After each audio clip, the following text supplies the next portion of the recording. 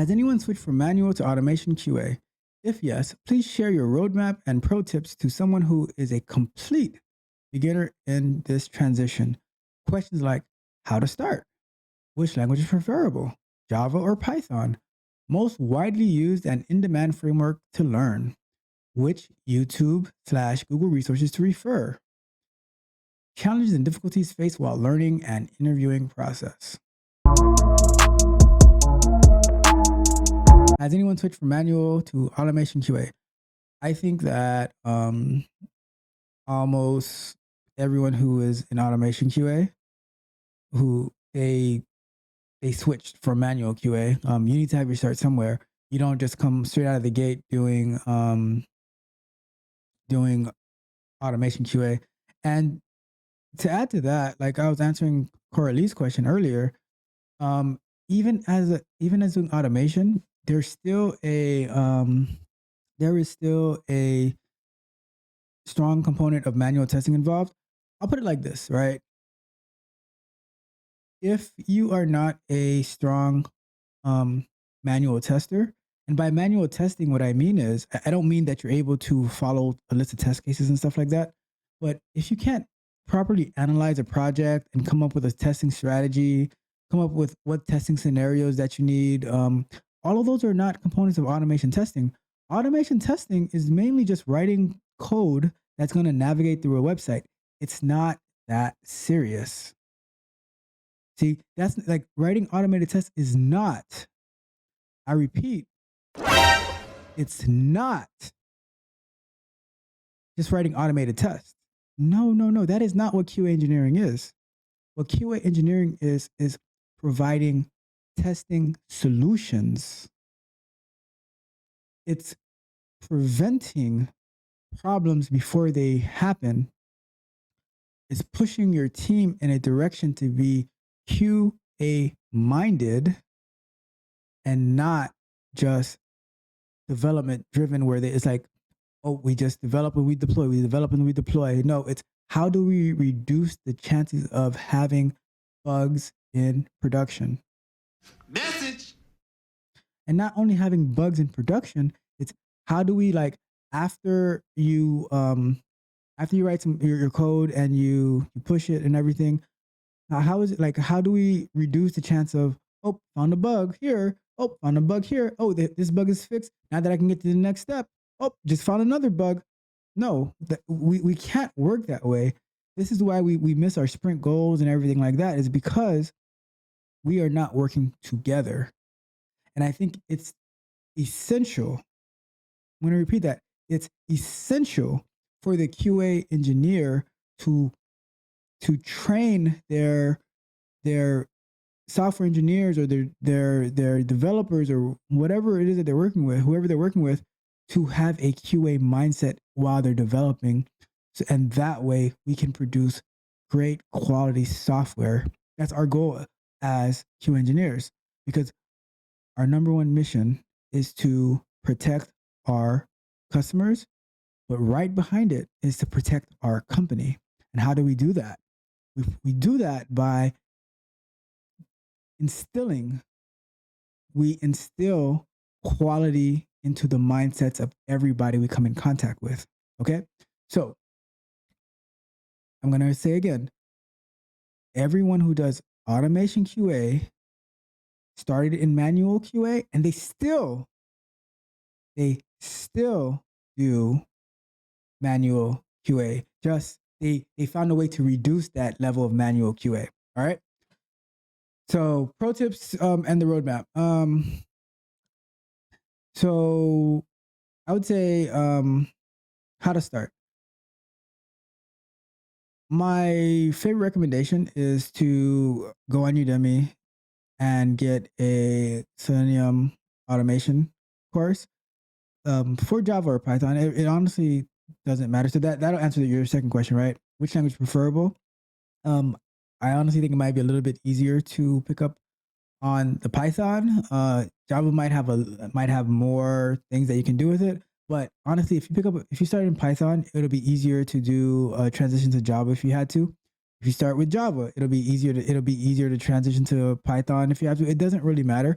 it's you gotta like you have to learn in object oriented programming, right? So you have to get started with that. And then in that course, they most likely will do some type of enough of that coding language that you'll be able to do Selenium, right? So they'll teach you like about the page object model. They'll teach you about and the page object model is specifically related to the Selenium part, but they're going to teach you about like the basics of Java or the basics of Python, having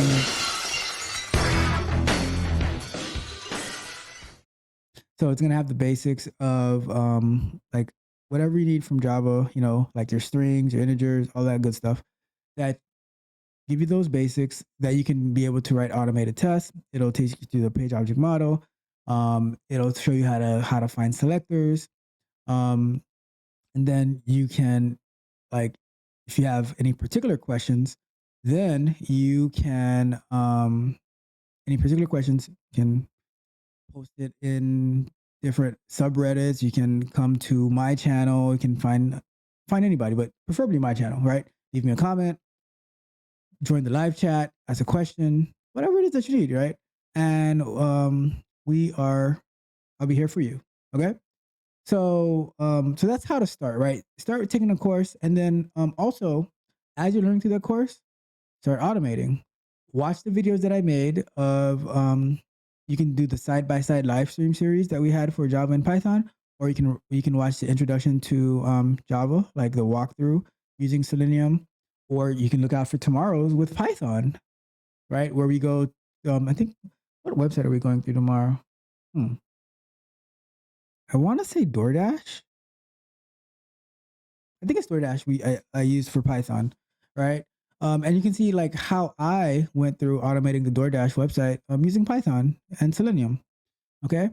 Um, Most widely used and in demand framework to learn. By framework, I'm not 100% sure what you're referring to, but I would say in general, if you're going the Java route, you would use, you'd want to use Maven, TestNG, Selenium, of course. Um, Use the web driver manager. All of that I have in the video, right? For Java, and then for Python, you would probably want to do so Selenium. I'd also use the web driver manager for Python. Um, I would use maybe PyTest or yeah to get started. I'd probably use PyTest or just use the basic unit test that they have in there. But all of that would be all of that would go through in the course, right? Which YouTube or Google resources to refer to?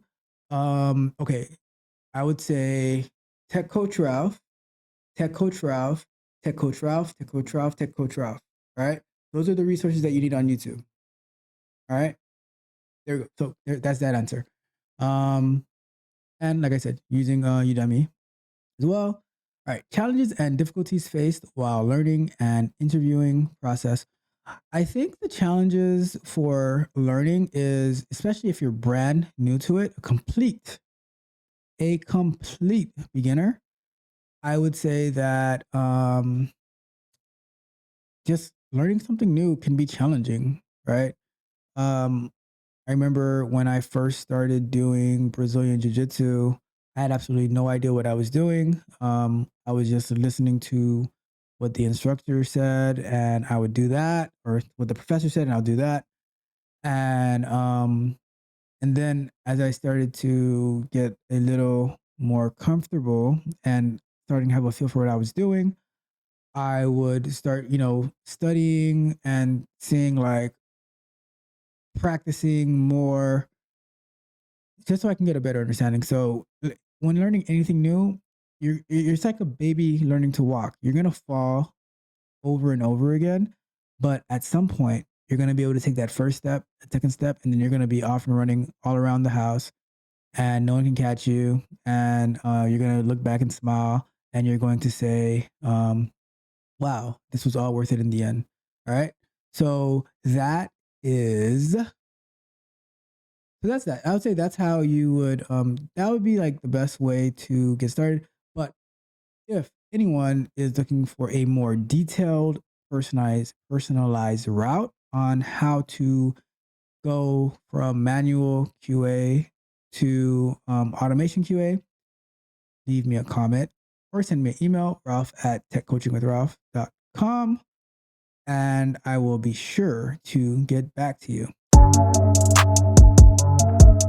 If you enjoyed the fascinating information shared in this video and you want more, be sure to hit the subscribe button to Tech Coach Ralph to be notified for new videos.